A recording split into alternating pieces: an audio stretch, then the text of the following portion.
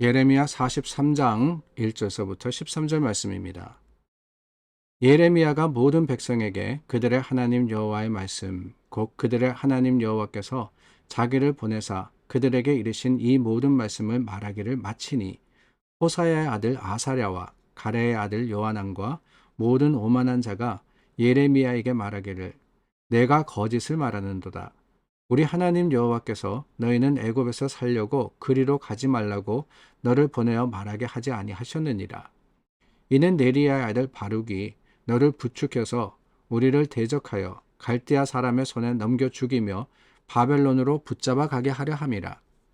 이에 가레의 아들 요하난과 모든 군 지휘관과 모든 백성이 유다 땅에 살라 하시는 여호와의 목소리를 순종하지 아니하고, 가레의 아들 요하난과 모든 군 지휘관이 유다의 남은 자, 곧 쫓겨났던 여러 나라 가운데서 유다 땅에 살려 하여 돌아온 자, 곧 남자와 여자와 유아와 왕의 딸들과 사령관 느부사라단이 사반의 손자 아이감의 아들 그다라에게 맡겨둔 모든 사람과 선지자 예레미야와 네리야의 아들 바룩을 거느리고 애굽 땅에 들어가 다바네스에 이르렀으니, 이는 여호와의 목소리를 순종하지 아니함이라.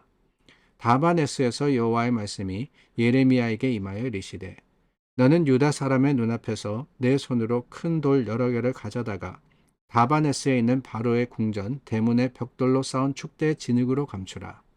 그리고 너는 그들에게 말하기를, 만군의 여호와 이스라엘의 하나님께서 이와 같이 말씀하시되, 보라, 내가 내 종 바벨론의 느부갓네살 왕을 불러오리니 그가 그의 왕자를 내가 감추게 한 이 돌들 위에 놓고 그 화려한 큰 장막을 그 위에 치리라.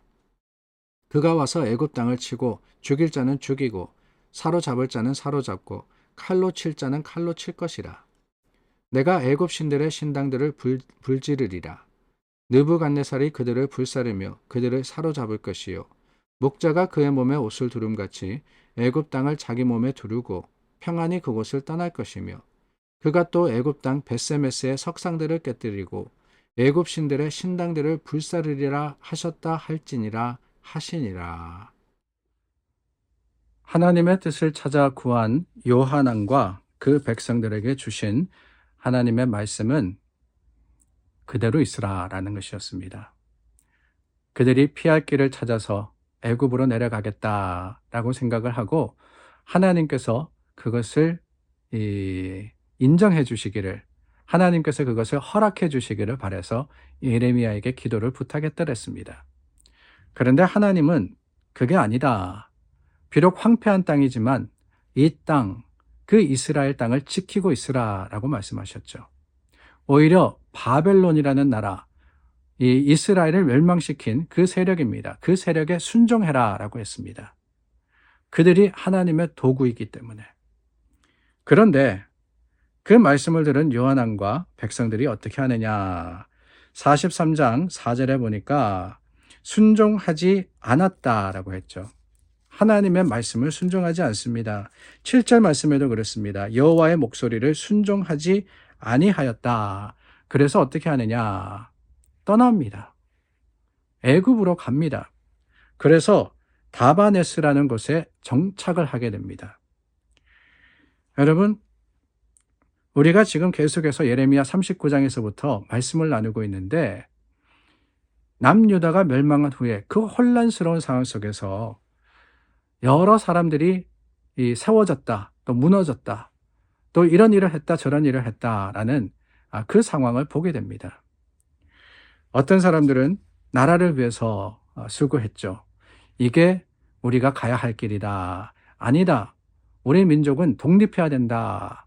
우리는 우리의 그 믿음과 신앙을 지켜야 된다라는 그런 주장을 하면서 자신의 생각을 앞세웠던 사람들도 있었습니다. 근데 그런 상황 속에서 부딪히는 거예요. 뭐가 부딪히느냐? 민족주의와 신앙이 부딪히기 시작합니다. 정치적으로 계산을 하면은 우리가 반드시 애굽을 등져야 되고, 아니 애굽을 기대해야 되고 바벨론을 등져야 하는데, 애굽으로 내려가서 힘을 빌려야 되는데, 신앙적으로 보자면은 하나님이 뭐라 그러시느냐? 그게 아니라는 거죠. 오히려 애굽을 등지고 바벨론을 인정하라라고 하십니다. 그런 상황 속에서 우리가 해야 하는 게 뭐냐? 이스라엘이 했어야 하는 것이 무엇이냐? 근데 솔직히 저도 이런 상황이라면은 도망갈 것 같아요. 나라가 완전히 망했습니다.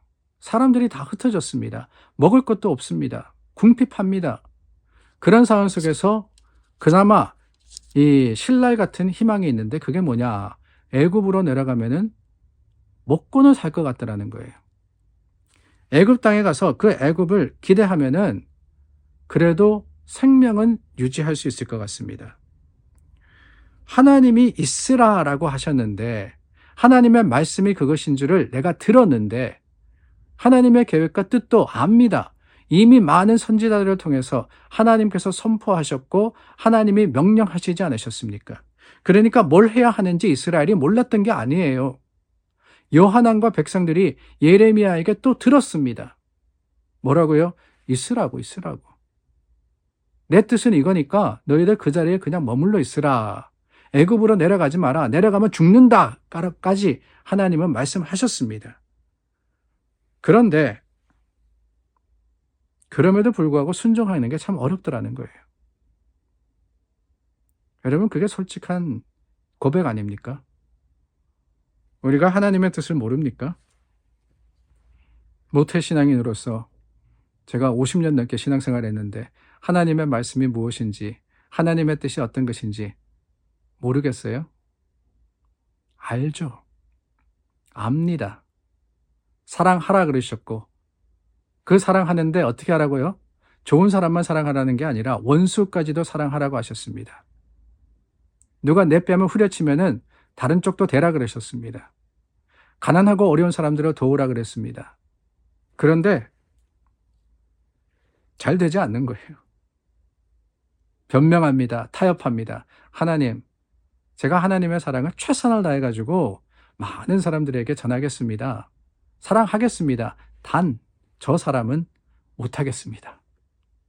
단, 하나님, 내가 1000명 사랑하는데 1명 미워하는 거 어떻습니까? 그런데 여러분, 하나님은 그 하나의 불순종을 뭐라고 부르시는지 아십니까?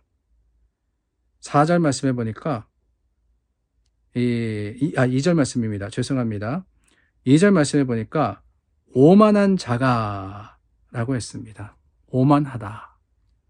그러니까 하나님의 뜻을 알지만은 그 뜻대로 행하지 않는 것은 뭐라 그러느냐? 오만이라고 하시는 거예요. 신앙이라는 것은 겸손입니다. 하나님 말씀을 순종하는 것이 그게 신앙입니다. 그런데 하나님을 알고 믿었던 이스라엘 백성들, 그 백성들이 어떻게 하느냐? 순종하지 않았던 것은 하나님께서 결국에는 뭐라고 하시느냐? 너희들 참 교만하구나, 오만하구나. 이 말씀을 선포하시는 거예요.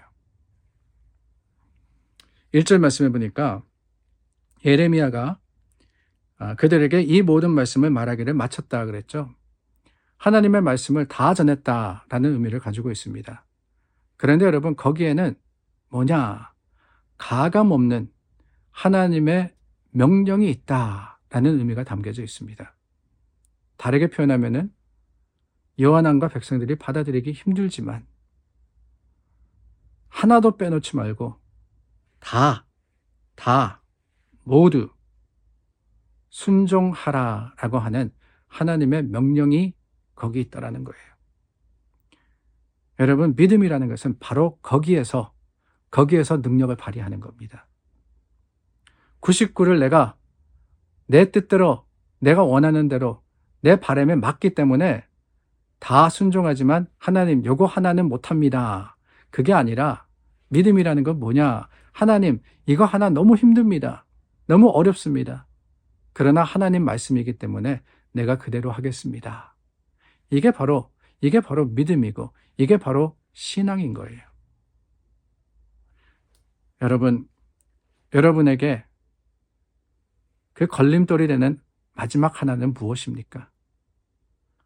우리 각자에게 아마 다른 모양의 그 걸림돌이 있지 않을까라는 생각이 듭니다. 그러나 오늘 말씀을 통해서 기억하십시오. 그 걸림돌을 넘어서야지만 하나님의 능력과 하나님의 거룩하심의 풍성함이 우리에게 주어지는 겁니다. 오늘 그 믿음의 결단이 저와 여러분들의 신앙을 온전하게 보이기를 원하며 예수님의 이름으로 축원합니다. 기도하겠습니다. 참 좋으신 하나님, 우리 신앙은 끝까지 온전하게 하나님께 드려지는 아름다운 고백이 되게 하여 주시옵소서. 예수님의 이름으로 기도드립니다. 아멘. 여러분 어디에 있든지 하나님께서 믿음의 능력 되시기를 예수님의 이름으로 축원합니다. 우리 함께 기도하겠습니다.